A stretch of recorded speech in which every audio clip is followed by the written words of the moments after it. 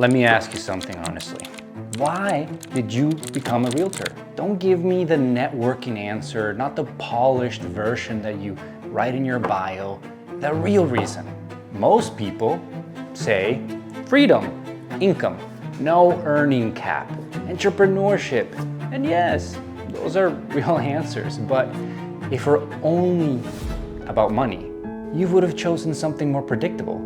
If it were only about flexibility, you could have chosen something less volatile. You've chosen this year after year now. And I don't think it was completely random. At first, it looks straightforward, right? Listings, showings, negotiations, closings. It looks like a typical sales profession, sure. But if this job were only about transactions, it wouldn't feel the way that it does, because transactions don't carry emotional weight. Transactions don't cry or get happy. Transactions don't make you feel like dreams came true. A home does.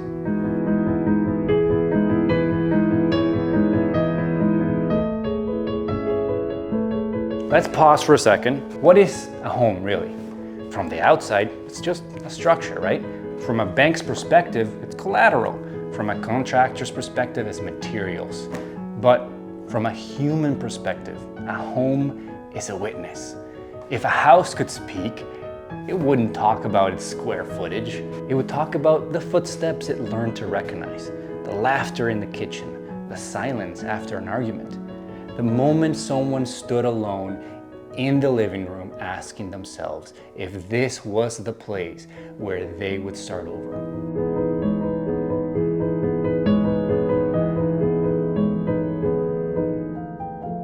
A home absorbs people. It holds first steps, late night conversations, fresh starts, hard endings.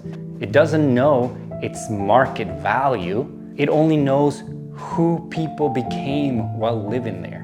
And every time someone buys one, they're not just choosing walls. They are choosing the environment that will shape their next chapter. That's no small thing.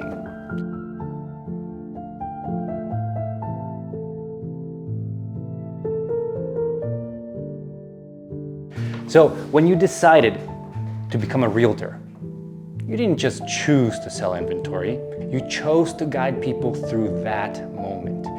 That's closer to what an architect does. An architect doesn't just design buildings, it designs how life unfolds inside them. A teacher doesn't just transfer knowledge, they influence growth. Or a city planner, they don't just draw lines, those lines become roads. They shape how communities live and connect. A realtor stands at the intersection of money, emotion, identity, and future.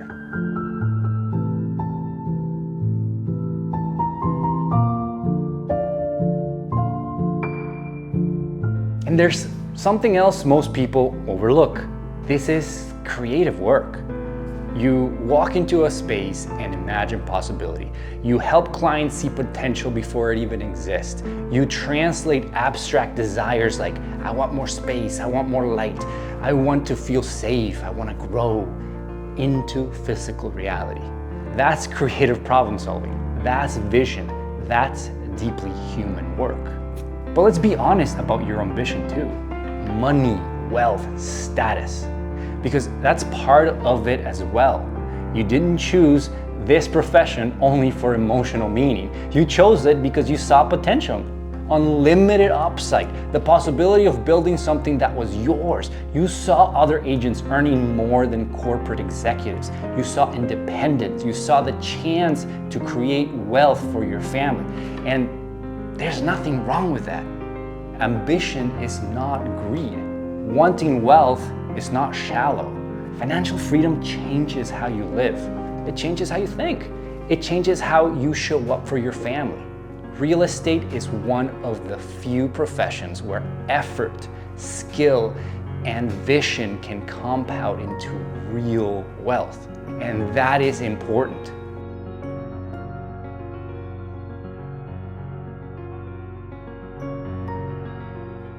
But But here's where it gets complicated. If wealth becomes the only metric, the meaning starts to thin out. If production numbers become your identity, burnout is going to follow.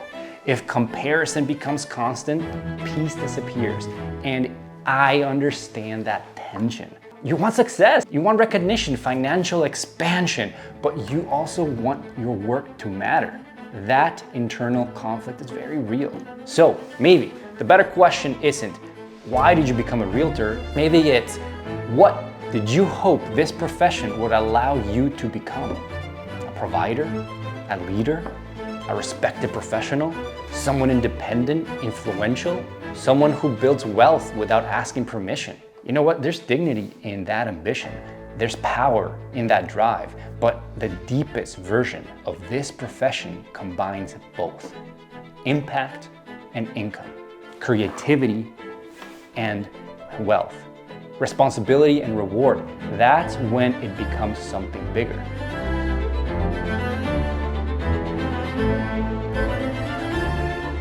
Over time, the industry narrows the conversation. How many deals? What's your GCI? What's your ranking? So the meaning shrinks. And somewhere in that shift, the original spark fades. You start chasing numbers. You start measuring yourself against other agents. You start answering emails late at night, wondering if you're ahead or behind. And I understand that side of it too.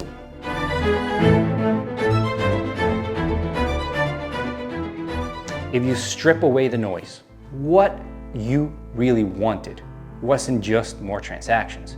You wanted autonomy, significance, impact, expansion. And those are deeper than numbers. For me, this is exactly why I chose to stay in this space. Not just because housing now represents a quarter of Canada's nation wealth, but because real estate touches almost every life. People still need to rent, buy their first home, sell and downsize, move into retirement, make room for a growing family, start over. The market changes, life never stops.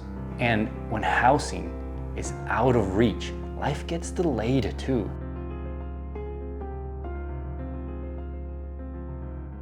In Canada, over half of millennials have considered delaying starting a family because they can't afford a suitable home for that family. When I see realtors overwhelmed, buried in chaos, I don't just see professionals under pressure, I see people carrying real weight in other people's lives. People who wanted to build wealth, yes, but also people, most of them, who wanted to guide families through meaningful decisions.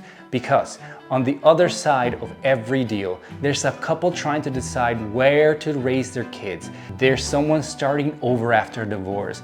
There is an immigrant family buying their first home. There's a young professional choosing the city where they'll build their future. When a realtor is exhausted, distracted, buried in disorganization, that weight gets harder to carry. And when a realtor is operating clearly, intentionally, at a high level, something different happens. The conversations get deeper, the guidance gets sharper, the alignment gets better. Families don't just buy a house, they find homes that match the life they're building. That's why I care. Because when you elevate the realtor, you elevate the outcome for the people trusting them. Part of what motivates me deeply is helping those realtors operate at a higher level again, helping them build that clarity and structure that allows them to create both stronger businesses for themselves and better, more aligned futures for the families they serve. Because when a realtor is operating well, they don't just close deals, they change where stories unfold, and they build a life for themselves in the process. That balance matters.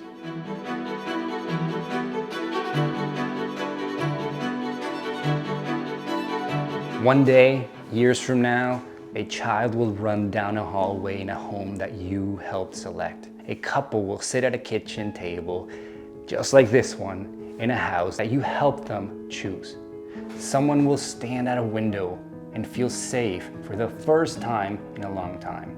They may never remember the smooth negotiation. They may never remember the paperwork, but their life inside that space will unfold because of the decision you helped guide.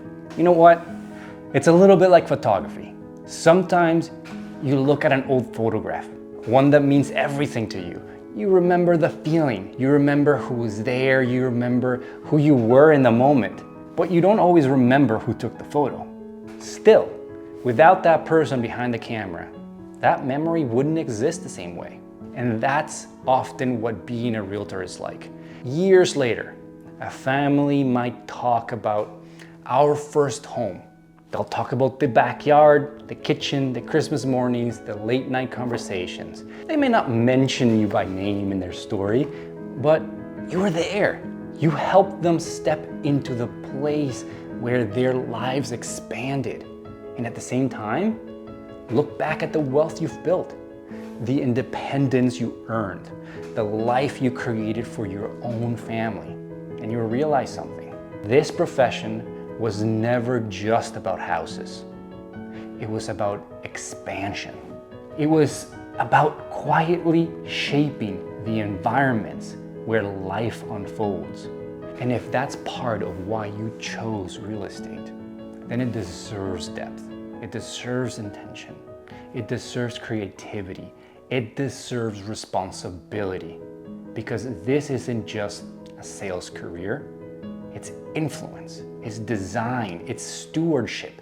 And if you step fully into that identity, it becomes something powerful.